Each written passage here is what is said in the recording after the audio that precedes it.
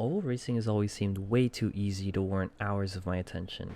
Personally, I think I am very capable of turning left while following another car. But if I'm being honest, I've always been a little bit jealous of those decorated cars. I always wanted to drive one, so I made this video.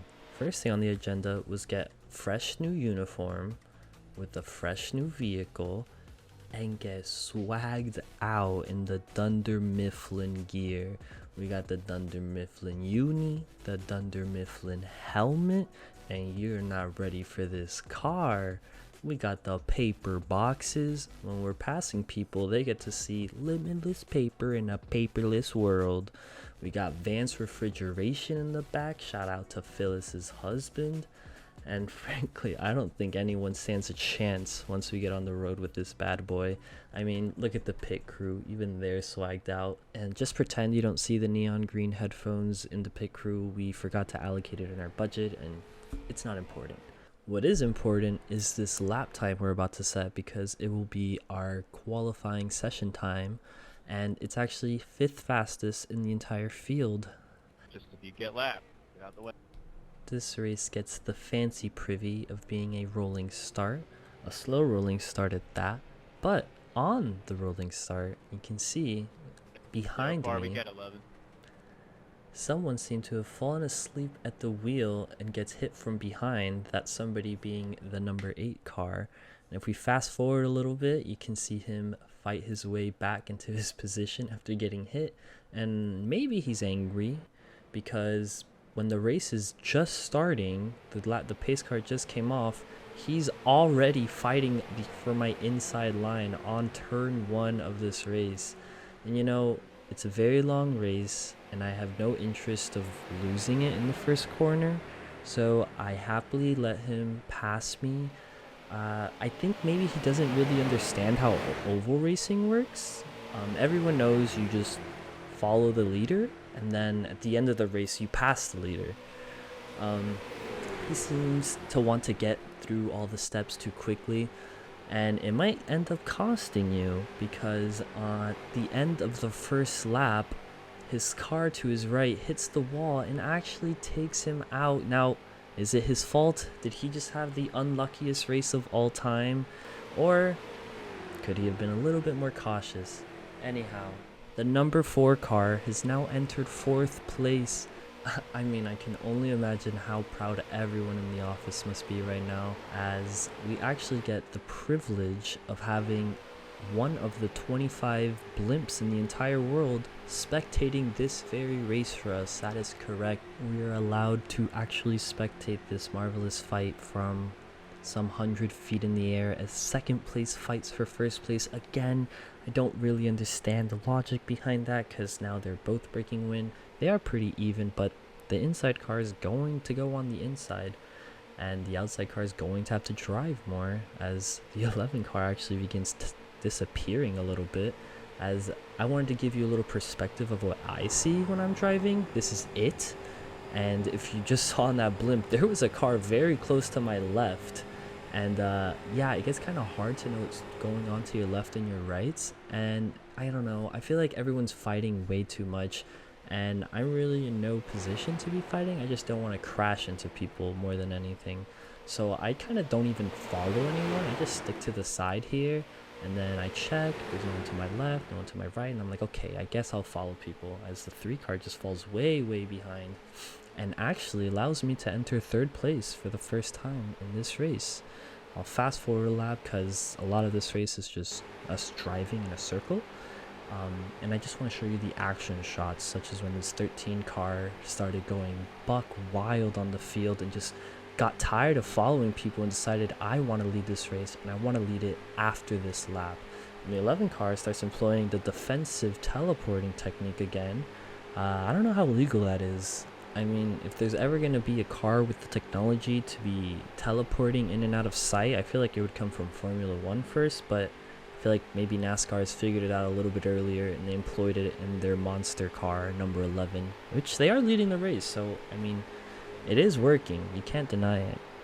But a lot of this race consists of us following each other, so I'm just going to shoot ahead to the next action moment in this race, where I actually take 3rd position. the third position, third place. I don't really know because I'm the 4 car and I don't want to get it confused when I'm in 4th place and I change out of it. I'm the 4 car, but I'm no longer in 4th place. Anyway, you can see all it took was the car in front of me, I believe the 9 car, to drive onto the apron just a little bit during the turn, and I take my steady inside line all the way through. 11 sensed some danger, so they teleported in and out. And frankly, I think I just pulled a very clean move to take 3rd place. The person in front of me slowed down. I took the inside line. I didn't force anyone off the track. But here I do go a little bit slow and they almost hit me.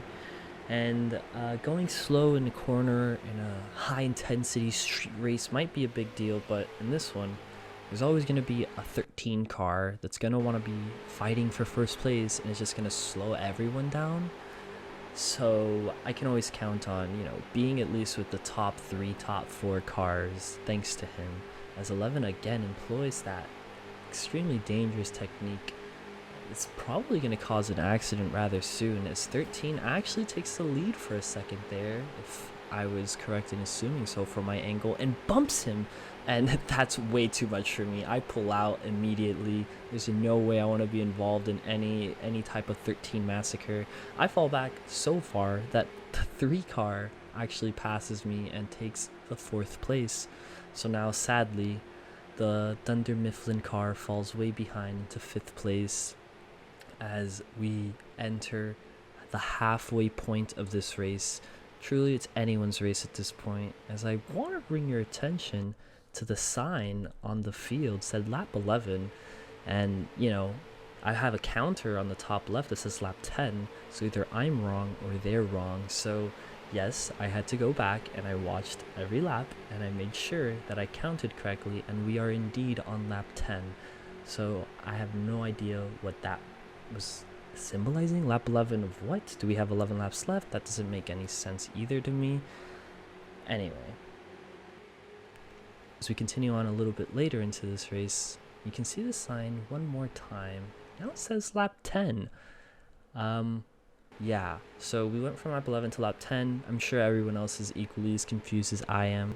The 3 car is so confused that he just lets me go up his inside, doesn't even put up a fight, just falls back, honestly. He might have left off the throttle to get a better look at the sign.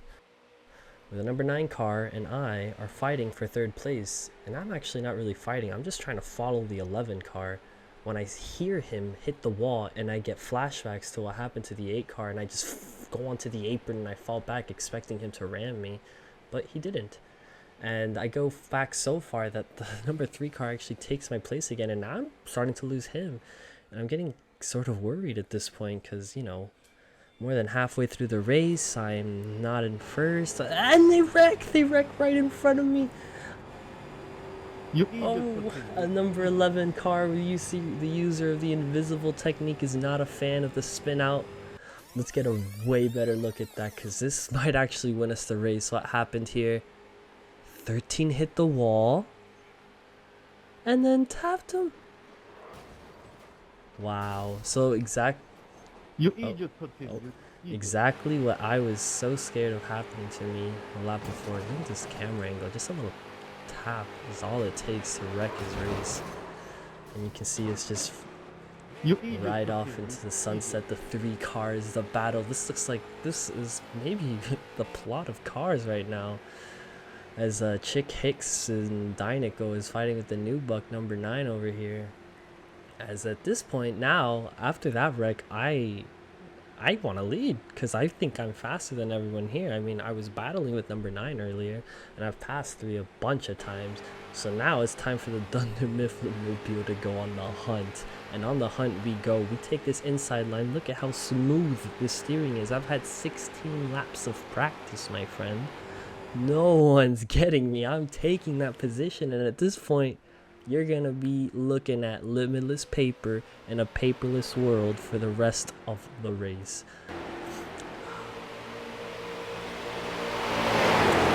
To be fair, oval racing is a bit of an art form, as number 11 is only now leaving the pits after that wreck. it's a bit of an art form when you observe it from a blimp and you see your car in first place. Also, I haven't gotten a single incident point this whole race. You know, if you crash into someone, you get incident points. If you go off the track, you get incident points. If you lose control of your vehicle, you get incident points. I haven't gotten a single incident point, and look at how close we were to certain doom. But number 9 pulls out, and I take the advantage to just go as far as I can. We're lap 19 of 20, the penultimate lap. Everyone's fighting for position. I'm still leading the race. You can see the number 3 car is right on me. The number 9 car is right behind him. It's the final lap, verified through the broadcast. And I just want to give you the opportunity to just observe this one lap, because really this is the only lap that matters in the whole race. As we go side by side on the final straight, I take the inside line. I slightly fall off my line. He slightly comes back. He doesn't. Not sure if he can go on the other side. He goes back in. He takes out the line. He almost takes out me, and I cross the finish line in first place. Look at this slow motion replay as we rightfully take our trophy, and we celebrate by doing donuts on the grass, showing that oval racing is indeed easy. Thanks for watching.